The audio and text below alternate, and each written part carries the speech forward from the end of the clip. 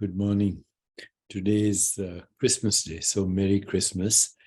Of course, by the time you see this video, Christmas will be over. And so, Merry Christmas anyway, even though it's over by the time you see this video. So, just as an aside, my friends, when I do my daily ramblings, or let's call them possibly reflections, the only purpose is I feel like doing them, but it also brings clarity to me by sharing my reflections with you. And some of you are very gracious to respond with your feedback and your agreements and disagreements. So thank you very much. This morning, as I was planning to share with you some ideas, I got a text message from a friend of mine in India, and it was a query about the nature of what we call now. These days, everybody is talking about being present. So what is the present moment? Be mindful of what is happening now, and that'll bring you peace of mind. So these are very interesting phrases. Be mindful of what is happening now will bring you peace of mind. That suggests that if you pay attention to what is happening, you will experience now. It also suggests that there's something called peace of mind. I think both of these are incorrect conclusions. Whatever is happening, by the time you perceive it, it's already happened. Okay, so by the time you hear these words, even if it was in the present moment, as we call it, by the time you hear them, the words don't exist. By the time you register any perception, it's over.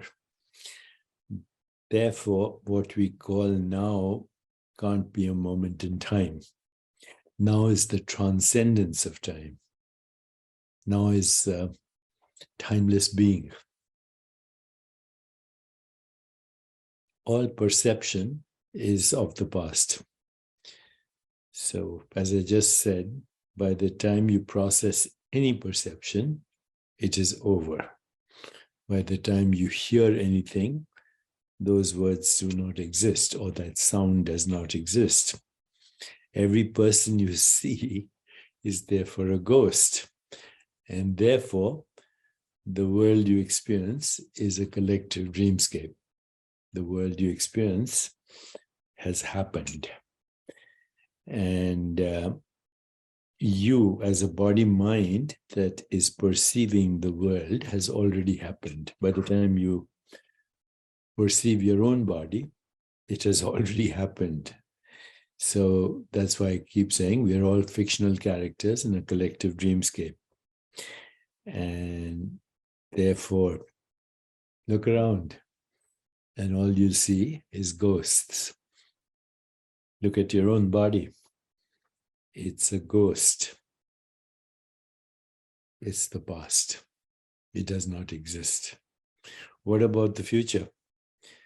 The future also exists only in imagination, which is now.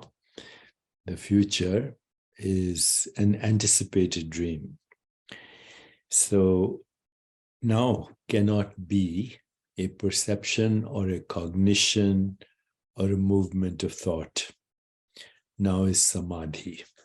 It's the still point around which the world turns and recycles and evolves. That which we call God is the mystery of now. Now is nowhere and now here. Nowhere, now here. Now is impossible to perceive, but present in all perception. Now is impossible to conceive, but responsible for all concepts. Now is impossible to imagine, but the cause of all that we can imagine. Now is the eternal, in love with the productions of time, as William Blake said. Now is not a happening or a space-time event.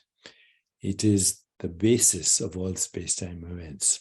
Now is like the screen on your computer or your movie screen or whatever, on which the movies play. Now is the non-changing seer in the midst of the changing scenery. Now is the formless in all forms, and now is the form in all formlessness. Now is the mystery of God. The only way to embrace now is just being. As Ramdas said, be here now. Being. We don't even have to go further. No anticipation, no regret, no memory. And no expectation. It's called flow. And flow is the absence of time and yet the experience of all time. When you embrace now, God is not difficult to find. God is impossible to avoid. So, happy now, my friends. Actually, now is joy.